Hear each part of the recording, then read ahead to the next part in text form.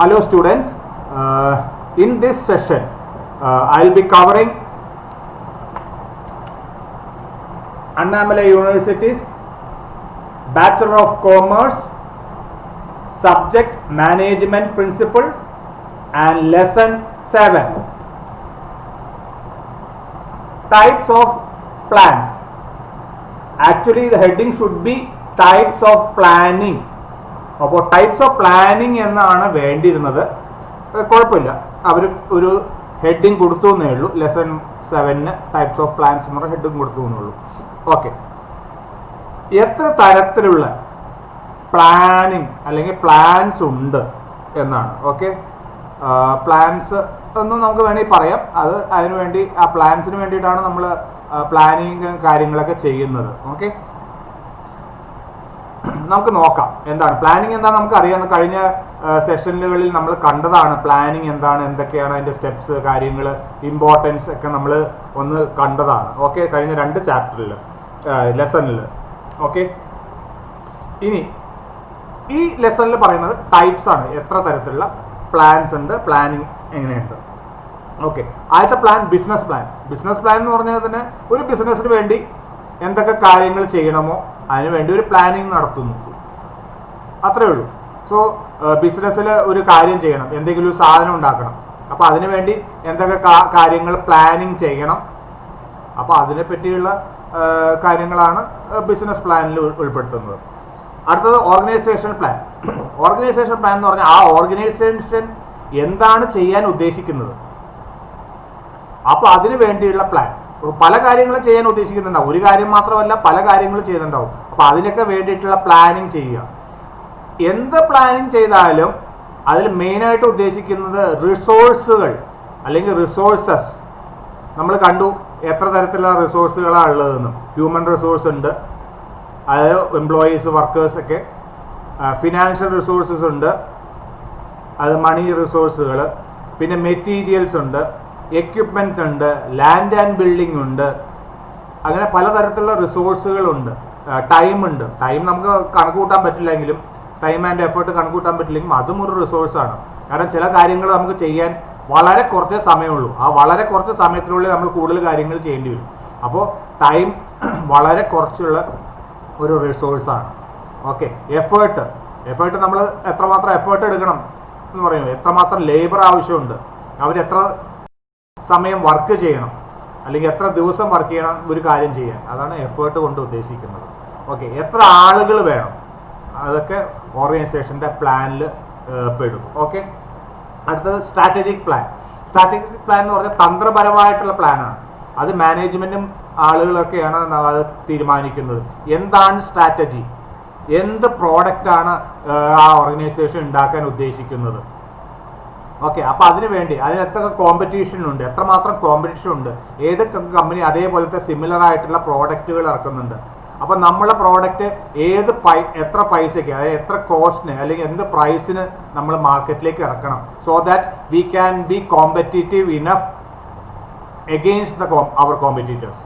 Okay, അപ്പോൾ nearest competitor എത്ര രൂപയ്ക്കാണ് സിമിലർ ആയിട്ടുള്ള പ്രോഡക്റ്റ് ഇറക്കുന്നത്, അതിൻ്റെ അഡ്വാൻറ്റേജസ് എന്താണ്, അതിൻ്റെ വീക്ക്നെസ്സുകൾ എന്താണ്, നമ്മുടെ പ്രോഡക്റ്റിൻ്റെ അഡ്വാൻറ്റേജ് എന്താണ്, നമ്മുടെ പ്രോഡക്റ്റിൻ്റെ വീക്ക്നെസ്സുകൾ ഉണ്ടോ, നമ്മളെ വീക്ക്നെസ്സുകൾ നമുക്ക് മാറ്റാൻ പറ്റുമോ, നമ്മൾ അഡ്വാൻറ്റേജ് മറ്റേ പ്രോഡക്റ്റുമായിട്ട് തട്ടിച്ചു നോക്കുമ്പോൾ, കമ്പയർ ചെയ്ത് നോക്കുമ്പോൾ നമുക്ക് നമ്മുടെ പ്രോഡക്റ്റ് മെച്ചമുള്ള പ്രോഡക്റ്റ് ആണോ അതോ വീക്കർ പ്രോഡക്റ്റ് ആണോ, ഇതെല്ലാം നമ്മുടെ സ്ട്രാറ്റജിയിൽ പെടും. ഒരു ലോങ് ടേം ആയിട്ട്, അതായത് ഒരു വർഷമോ അതിൻ്റെ അപ്പുറത്തേക്കോ അല്ലെങ്കിൽ 6 മാസമോ അതിൻ്റെ അപ്പുറത്തേക്കോ പ്ലാൻ ചെയ്യുന്നതിനെയാണ്, തന്ത്രങ്ങൾ മെനയുന്നതിനെയാണ് ഒരു സ്ട്രാറ്റജിക് പ്ലാൻ കൊണ്ട് ഉദ്ദേശിക്കുന്നത്.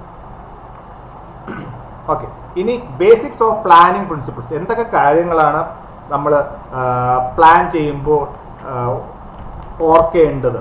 ഓക്കെ, ആദ്യത്തെ ഇത് who is needed to accomplish this task. ഈ പ്ലാനുകൾ പല ടാസ്കുകൾ, അതായത് ചെറിയ ചെറിയ പ്രവൃത്തികൾ ചേർന്നിട്ടുള്ളതായിരിക്കും, ചെറിയ ചെറിയ ആക്ടിവിറ്റീസ് ചേർന്നിട്ടുള്ളതായിരിക്കും. ആരാണ് ഇതൊക്കെ ചെയ്യേണ്ടത്, ഓരോ ടാസ്കുകളും എന്ന് തീരുമാനിക്കണം. അതിന് എക്സ്പെർട്ട് ആയിട്ടുള്ള ആളുകൾ ആവശ്യമുണ്ട്. അപ്പോൾ അതിന് ആ ആളുകളാണ് ഈ ടാസ്കുകളെ, ഈ പ്ലാനിലെ ടാസ്കുകൾ ചെയ്യുന്നത്, ഓരോരോ കാര്യങ്ങൾ ചെയ്യുന്നത്. What needs to be done, എന്താണ് ചെയ്യേണ്ടത് അതറിയണ്ടേ, എന്താണ് ചെയ്യുന്നുണ്ടെന്ന് അറിയാതെ എങ്ങനെയാണ് നമുക്ക് അത് ചെയ്യാൻ പറ്റുക, അതിനാണ് പ്ലാനിങ് ആവശ്യമുണ്ട് എന്ന് പറയുന്നത്. When does it start and end, എപ്പോഴാണ് ഒരു ടാസ്ക് സ്റ്റാർട്ട് ചെയ്യേണ്ടത് ചെയ്യുന്നത്, അത് എപ്പോൾ അവസാനിക്കും. Where will it take place, എവിടെയാണ് ഇത് സംഭവിക്കുന്നത്, ഈ ടാസ്ക് നമ്മൾ ടാസ്ക് എന്ന് പറഞ്ഞു, അത് എവിടെയാണ് സംഭവിക്കേണ്ടത്. ഓക്കെ, അത് ചില ടാസ്കുകൾ നമ്മൾ നമ്മുടെ ഫാക്ടറിയോ എന്തെങ്കിലും കൊച്ചിയിലായിരിക്കും അല്ലെങ്കിൽ ബാംഗ്ലൂരായിരിക്കും, പക്ഷെ ടാസ്ക് നടക്കുന്നത് ചെന്നൈയിലായിരിക്കും. ഈ ടാസ്ക് എന്ന് പറഞ്ഞ ഒരു സാധനം മെഷീൻ കൊണ്ടേ അവിടെ ഇൻസ്റ്റാൾ ചെയ്യണം അല്ലെങ്കിൽ പ്രോഡക്റ്റ് കൊണ്ടേ കൊടുക്കണം എന്നായിരിക്കും ടാസ്ക്. അപ്പോൾ തുടങ്ങുന്നത് കൊച്ചിയിലും അത് അവസാനിക്കുന്നത് ചെന്നൈയിലുമായിരിക്കും. ഹൗ വിൽ ഇറ്റ് ഹാപ്പൻ, എങ്ങനെയാണ് സംഭവിക്കുക. ഈ സാധനം ഉണ്ടാക്കി നമ്മൾ കൊച്ചിയിൽ വെച്ച് ഉണ്ടാക്കി, ഇതെങ്ങനെ അവിടെ ചെന്നൈയിൽ എത്തിക്കും, ലോറിയിൽ എത്തിക്കുമോ, കാറിൽ എത്തിക്കുമോ, അത് ചെറിയ വണ്ടിയിൽ എത്തിക്കുമോ, അത് ട്രെയിനിൽ കയറ്റി വിടുമോ, അത് ഫ്ലൈറ്റിൽ കയറ്റി വിടുമോ. Why must we do it, എന്തുകൊണ്ട് നമ്മൾ ഇത് ചെയ്യണം. നമ്മൾ പ്രോഡക്റ്റ് ഉണ്ടാക്കി, എന്തിനത് വിൽക്കണം എന്ന് ചോദിച്ചാൽ നമുക്ക് പൈസ വേണം. നമ്മൾ പ്രോഡക്റ്റ് വെറുതെ വെച്ചാൽ പോരാ, അത് ചീത്തയായി പോവും. ഓക്കെ, ഈ കാര്യങ്ങളൊക്കെയാണ് ഇതിൻ്റെ പ്ലാനിങ്ങിൻ്റെ ബേസിക് ആയിട്ടുള്ള കാര്യങ്ങൾ. അപ്പോൾ ആ പ്ലാനിങ്ങിലേക്ക് ചെയ്യാൻ നമ്മൾ ഓരോരുത്തരും ശ്രദ്ധിക്കേണ്ട കാര്യങ്ങൾ, അല്ലെങ്കിൽ പ്രത്യേകിച്ച് ഓർഗനൈസേഷൻ ശ്രദ്ധിക്കുന്ന കാര്യങ്ങൾ. ഒരു ഓർഗനൈസേഷൻ്റെ അകത്ത് പ്ലാൻ ചെയ്യാൻ വേണ്ടി തീരുമാനിക്കാൻ വേണ്ടി ഇത്ര ചോദ്യങ്ങളാണ് ഓക്കെ ചോദിക്കുന്നത്. അപ്പോൾ അതൊക്കെ ഓരോരുത്തർ ആളുകൾ ഓരോ ടാസ്കുകൾ ഏറ്റെടുത്ത് അതിനെ സ്റ്റാർട്ട് ചെയ്ത് പ്രത്യേക സമയത്ത് സ്റ്റാർട്ട് ചെയ്യുന്നു, പ്രത്യേക സമയത്ത് എൻഡ് ചെയ്യുന്നു. അത് ഓരോരോ സ്ഥലങ്ങളിൽ അത് നടപ്പിൽ വരുത്തുന്നു, അതാത് സ്ഥലങ്ങളിൽ അതാത് സമയത്ത് നടപ്പിൽ വരുത്തുന്നു. ഓക്കെ, ഇനി ഓപ്പറേഷണൽ പ്ലാൻസ് ഉണ്ട്. എന്താണ് ഓപ്പറേഷണൽ പ്ലാൻസ്? ഓപ്പറേഷൻ നമ്മൾ കേൾക്കുമ്പോൾ ഡേ ടു ഡേ ഒരു ഓർഗനൈസേഷനിൽ സംഭവിക്കുന്ന കാര്യങ്ങൾ, ഡേ ടു ഡേ നടക്കുന്ന കാര്യങ്ങളാണ്. ഓക്കെ, ഇന്നത്തെ ദിവസമല്ല നാളെ, നാളത്തെ ദിവസമല്ല മറ്റന്നാൾ, അതിൽ ഒരാഴ്ച കഴിഞ്ഞാൽ വേറെ ദിവസമാണ്. അപ്പോൾ ഓരോ ദിവസവും എന്തൊക്കെ കാര്യങ്ങൾ നടക്കുന്നു അതിനു വേണ്ടി പ്ലാൻ ചെയ്യുന്നതാണ് ഓപ്പറേഷണൽ പ്ലാനിങ് കൊണ്ട് ഉദ്ദേശിക്കുന്നത്. ഓക്കെ, ഇതിൽ എഴുതിയിട്ടുണ്ട് an operational plan is one that a manager uses to accomplish his or her job responsibility. Manager അയാളുടെ ജോബ് റെസ്പോൺസിബിലിറ്റി ചെയ്യാൻ വേണ്ടിയിട്ട് പ്ലാൻ ചെയ്യുന്നത്. അപ്പോൾ മാനേജേഴ്സ് എല്ലാം ചെയ്യുന്നത് ഡേ ടു ഡേ കാര്യങ്ങളാണ്. അപ്പോൾ അതിനു വേണ്ടി പ്ലാൻ ചെയ്യുന്ന അവർ ആ ഓരോ ഓപ്പറേഷൻ പ്ലാനിനും ഓപ്പറേഷണൽ ഗോൾസ് ഉണ്ട്. അപ്പോൾ ഓപ്പറേഷണൽ ഗോൾസ് അച്ചീവ് ചെയ്യാൻ വേണ്ടിയിട്ടാണ് ഓപ്പറേഷണൽ പ്ലാൻസ്, അതായത് ഡേ ടു ഡേ കാര്യങ്ങൾ നടത്തി കൊണ്ടുപോകുന്നത്. ഓക്കെ, ഇനി സിംഗിൾ യൂസ് പ്ലാൻ ഉണ്ട്. ഒറ്റ പ്രാവശ്യത്തേക്ക് വേണ്ടി പ്ലാൻ. ഇന്നൊരു കാര്യം അച്ചീവ് ചെയ്യണം, അതിനു വേണ്ടി പ്ലാൻ ചെയ്യും. നാളെ വേറൊരു കാര്യത്തിലാണെങ്കിൽ നാളെ അത് വേറെ പ്ലാനാണ്. മറ്റന്നാൾ വേറൊരു കാര്യമാണ് നടക്കണമെങ്കിൽ അതിൽ വേറെ പ്ലാനുകൾ ഉണ്ടാക്കും. ഓക്കെ, ഇനി ഒരു പുതിയ പ്രോഡക്റ്റ് അടുത്ത ആഴ്ച തിങ്കളാഴ്ച മാർക്കറ്റിലേക്ക് വിടണം, അങ്ങനെയാണെങ്കിൽ ഞായറാഴ്ച അത് ഉണ്ടാക്കാൻ വേണ്ടിയുള്ള വേറൊരു പ്ലാൻ തയ്യാറാക്കും. ഓക്കെ, ഇനി continuing or ongoing plans. അത് കണ്ടിന്യൂയിങ്, എല്ലാ ദിവസവും ഈ പ്ലാൻ വേണം. ഓക്കെ, അല്ലെങ്കിൽ ഒരു സാധനം പ്രോഡക്റ്റ് ഉണ്ടാക്കണം, അപ്പോൾ അതിന് അത് സ്ഥിരമായിട്ട് മാർക്കറ്റിലേക്ക് പോകേണ്ട പ്രോഡക്റ്റാണ് വിചാരിക്കുക. അപ്പോൾ എല്ലാ ദിവസത്തേക്കും വേണ്ടി ഒരു കണ്ടിന്യൂഷൻ തുടർച്ചയായിട്ട് നടക്കാനുള്ള പ്ലാൻ ഉണ്ടാക്കി വെക്കും.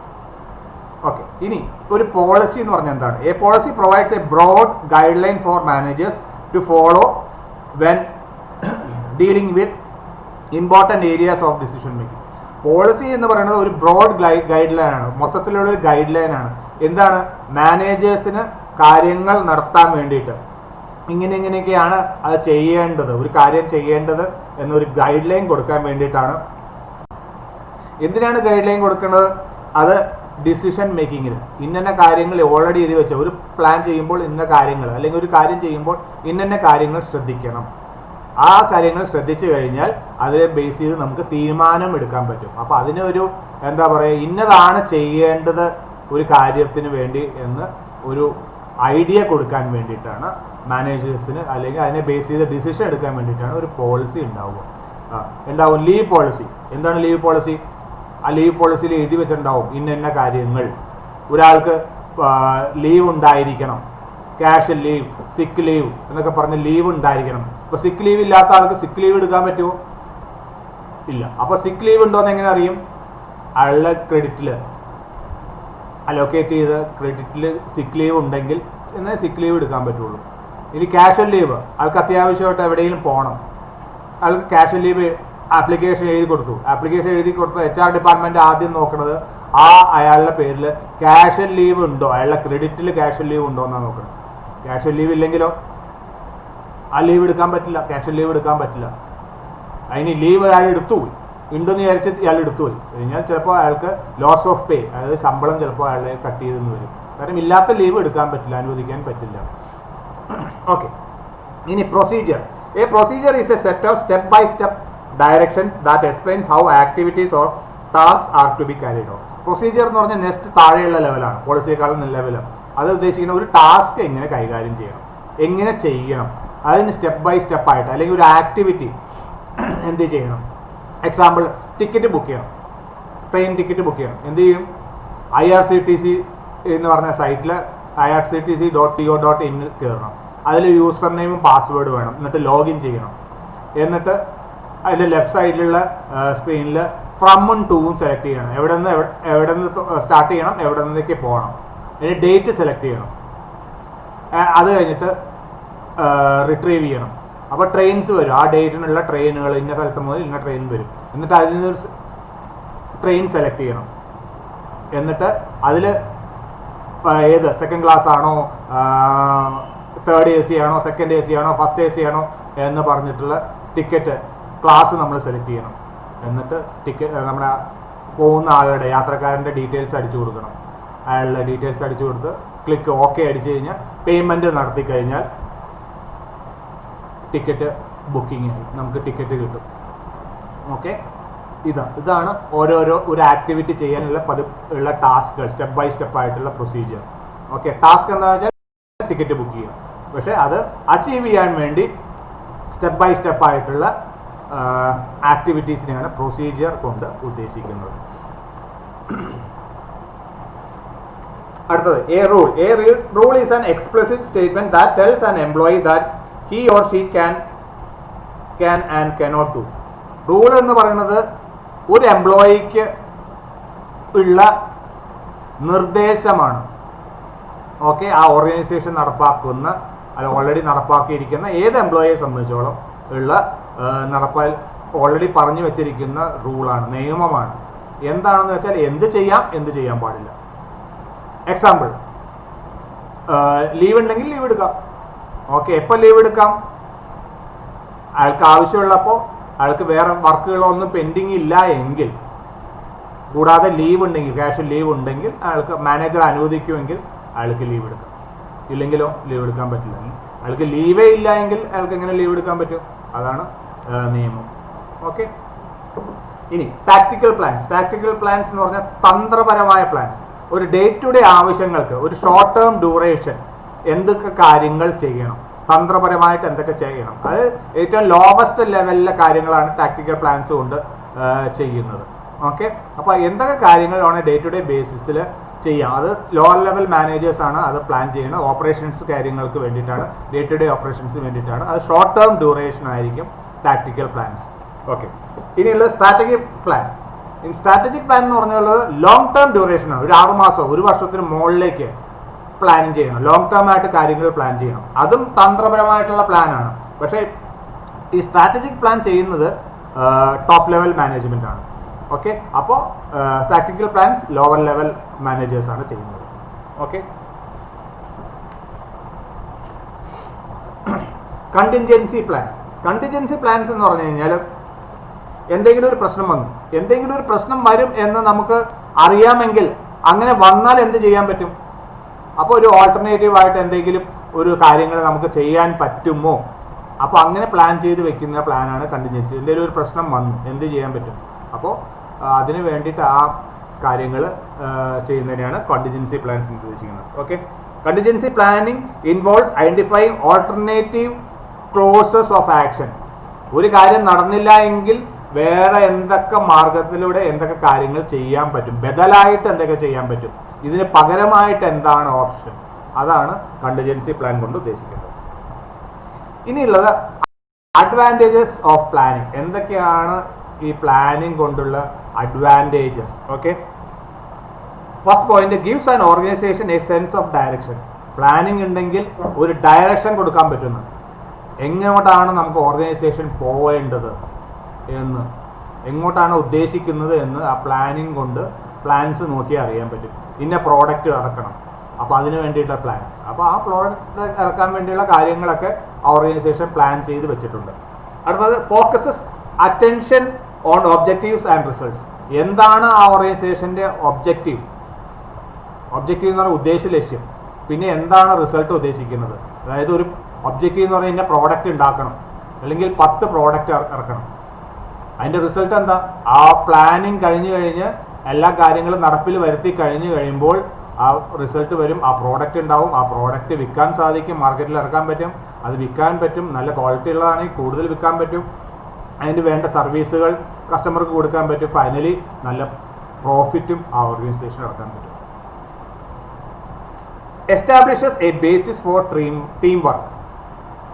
അതായത് പ്ലാനിങ് എന്ന് പറഞ്ഞാൽ പല ആളുകൾ ചേർന്നിട്ടുള്ള നടത്തുന്ന ഒരു തീരുമാനങ്ങളാണ്.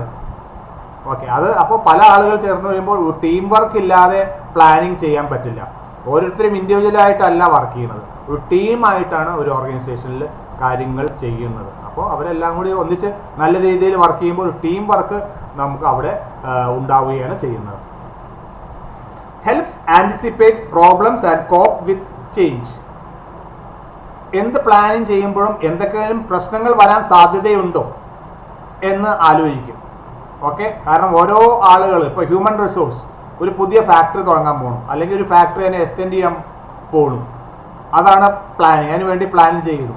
പ്ലാനിങ് ചെയ്ത് ഉള്ള സമയത്ത് അറിയാൻ പറ്റും ഈ ഫാക്ടറി കഴിഞ്ഞാൽ എന്തെങ്കിലും നിയമ തടസ്സം ഉണ്ടാവാൻ സാധ്യതയുണ്ടോ, ഇപ്പോൾ ഇല്ലെങ്കിലും ഭാവിയിൽ ഉണ്ടാവാൻ സാധ്യതയുണ്ടോ.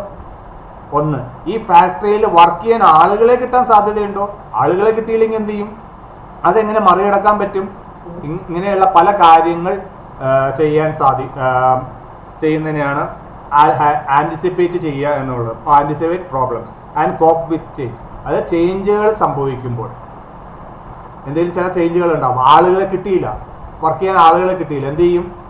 അപ്പോൾ അതൊരു പ്രശ്നമാണ്. ആ പ്രശ്നം മറികടക്കാൻ എങ്ങനെയാണ് നമുക്ക് മറികടക്കാൻ പറ്റുക എന്നും കൂടി ആലോചിക്കുക പറ്റും പ്ലാനിങ് സ്റ്റേജിൽ. Okay, provides guide lines four decision making. അപ്പോൾ പ്ലാനിങ് ഉണ്ടെങ്കിൽ എന്തൊക്കെയാണ് ചെയ്യേണ്ടത്, എന്തൊക്കെ ഡിസിഷൻസ് എപ്പോഴൊക്കെ എടുക്കണം എന്നൊക്കെ കറക്റ്റായിട്ട് നമുക്ക് അറിയാൻ പറ്റും. ഓക്കെ, അപ്പോൾ ആ മാനേജേഴ്സിന് ആ വേണ്ട ഡിസിഷൻസ് അതാത് സമയങ്ങളിൽ എടുത്ത് അത് വർക്കേഴ്സിലേക്ക് കൈമാറ്റം ചെയ്ത് വർക്കേഴ്സിനെ കൊണ്ട് അല്ലെങ്കിൽ എംപ്ലോയീസിനെ കൊണ്ട് താഴെയുള്ള എംപ്ലോയീസിനെ കൊണ്ട് അത് വേണ്ട രീതിയിൽ നടത്തിയെടുക്കാൻ പറ്റും. അടുത്ത last advantages serves as a prerequisite to employing all other management functions. നമ്മൾ പറഞ്ഞു പ്ലാനിങ് എന്നുള്ളത് ആദ്യത്തെ സ്റ്റെപ്പാണ് ഫങ്ഷൻസ് ഓഫ് മാനേജ്മെന്റിൽ. അപ്പോൾ ഒരു കെട്ടിടം പണിയണമെന്നുണ്ടെങ്കിൽ ഏറ്റവും താഴെയുള്ള അടിത്തറ പണിയണം. അടിത്തറ പണിയാതെ മുകളിലേക്ക് കെട്ടിടം കെട്ടിപ്പോക്കാൻ പറ്റില്ല. ആ പറഞ്ഞ പോലെയാണ് പ്ലാനിങ് ആണ് ഫസ്റ്റ് സ്റ്റെപ്പ്. പ്ലാനിങ് ആണ് ബാക്കിയുള്ള ഫങ്ഷൻസിൻ്റെ, അത് ബാക്കിയുള്ള ഫങ്ഷൻസ് വരുന്നുണ്ട്, ഓർഗനൈസിങ് വരുന്നുണ്ട്, സ്റ്റാഫിംഗ് വരുന്നുണ്ട്, ഡയറക്റ്റിംഗ് വരുന്നുണ്ട്, കൺട്രോളിങ് വരുന്നുണ്ട്. അപ്പോൾ ഇതിനേക്കാളൊക്കെ മുമ്പേ ഫസ്റ്റ് സ്റ്റെപ്പ് 1 ആണ് പ്ലാനിങ്. പ്ലാനിങ് ഇല്ലാതെ ബാക്കിയുള്ള ഫങ്ഷൻസ് ഓഫ് മാനേജ്മെന്റ് ഒന്നും ചെയ്യാൻ പറ്റില്ല, ചെയ്തിട്ടും കാര്യവുമില്ല. ഓക്കെ, ആ കാര്യങ്ങളെല്ലാം ഓർഗനൈസിങ്ങും സ്റ്റാഫിങ്ങും ഡയറക്റ്റിങ്ങും കൺട്രോളിങ്ങും ഒക്കെ വെറുതെ ആവും. അപ്പോൾ ഇതിനൊക്കെ വേണ്ടിയിട്ട് ആദ്യം ചെയ്യുന്ന ഫങ്ഷനാണ് പ്ലാനിങ് എന്നാണ് പറയുന്നത്. ഇത്രയുമാണ് ഈ ചാപ്റ്റർ ടൈപ്സ് ഓഫ് പ്ലാൻസ് എന്നുള്ള ചാപ്റ്ററിൽ കവർ ചെയ്യുന്നത്. ഇതിൽ നിന്ന് ഈ ക്വസ്റ്റ്യൻസ് എന്താണെന്ന് നോക്കാം. നമുക്ക് ചോദിക്കാം ടൈപ്സ് ഓഫ് പ്ലാനിങ് അല്ലെങ്കിൽ types of plans, what are the different types of plans ചോദിക്കാം, അല്ലെങ്കിൽ പ്ലാനിങ് എന്ന് ചോദിക്കാം. അപ്പോൾ എഴുതണം ബിസിനസ് പ്ലാൻ ഉണ്ട്, ഓർഗനൈസേഷണൽ പ്ലാൻ ഉണ്ട്, സ്ട്രാറ്റജിക് പ്ലാൻ ഉണ്ട്. ഇനി അടുത്ത question what R the basic principles of planning എന്ന് ചോദിക്കാം. ഓക്കെ, അതിൽ ഓപ്പറേഷണൽ പ്ലാൻസ് എന്ന് എഴുതാം, continuing or ongoing plans, tactical plans, strategic plans, contingency plans എന്നൊക്കെ എഴുതണം. ഇനിയുള്ളത് ചോദ്യം വാട്ട് ആർ ദി അഡ്വാൻറ്റേജസ് ഓഫ് പ്ലാനിങ് ചോദിക്കാം. നമ്മൾ നേരത്തെ ഇപ്പോൾ ഡിസ്കസ് ചെയ്ത് നിർത്തിയുള്ളൂ. അഡ്വാൻറ്റേജസ് എല്ലാം ഡിസ്ക്രിപ്റ്റീവ് ആയിട്ട്, ഇപ്പോൾ എസ്സേ ക്വസ്റ്റ്യൻ ആയിരിക്കും മിക്കവാറും അതിലുണ്ടാവുക. ആ ഡിസ്ക്രിപ്റ്റീവ് ആയിട്ട് എഴുതാം. ഇനി ഷോർട്ട് ആൻസർ ക്വസ്റ്റ്യൻസ് ഒക്കെ ഉണ്ടാവാം. Okay, it is said that planning establishes A basis for team work. Explain എന്ന് ചോദിക്കാം. Okay, it is said that planning establishes A basis for team work. ഒരു ക്വസ്റ്റ്യൻ ഉണ്ടാവാം, എക്സ്പ്ലെയിൻ വിത്ത് ആൻ എക്സാമ്പിൾ എന്നൊക്കെ ചോദിക്കാൻ ചിലപ്പോൾ. Okay, ഇത് ഞാനൊരു example ആയിട്ട് പറഞ്ഞു എന്നേ ഉള്ളൂ ഇങ്ങനെ ഒരു ചോദ്യം ഉണ്ടാവാമെന്ന്. ഇതിൽ നിന്ന് ഏത് പോയിന്റിൽ നിന്നും നമുക്ക് ചോദ്യങ്ങൾ പ്രതീക്ഷിക്കാം. അപ്പോൾ ഷോർട്ട് ആൻസർ ആണോ, ഞാൻ എപ്പോഴും പറയാറുള്ള പോലെ മാർക്ക് അനുസരിച്ച് ഇതെല്ലാം എഴുതണം. ഓക്കെ, ഈ വീഡിയോ ആദ്യത്തെ തവണ കാണുമ്പോൾ മനസ്സിലായില്ലെങ്കിൽ പിന്നെയും കാണുക. നേരത്തെ പറഞ്ഞിട്ടുള്ളത് പോലെ സംശയങ്ങൾ തീർക്കുക. Okay, thank you, all the best.